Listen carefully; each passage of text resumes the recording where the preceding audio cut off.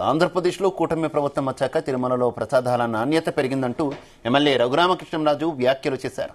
ప్రస్తుతం నూతన ఈవో, అదనపు ఈవో కమిట్మెంట్తో పనిచేస్తున్నారంటూ కితాబిచ్చారు.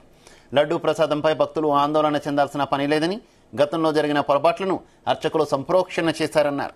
చిన్న చిన్న సమస్యలు ఉన్నా వాటిని పరిష్కరించి భక్తులకు ఇబ్బందులు లేకుండా చర్యలు తీసుకుంటామని తెలిపారు. బ్రహ్మోత్సవాల సమయంలో శ్రీవారిని దర్శించుకోవడం సంతోషంగా ఉందన్నారు.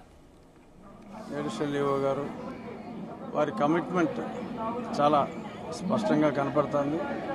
రాబోయే రోజుల్లో మంచి బోర్డును కూడా త్వరలో ఏర్పాటు చేస్తారు.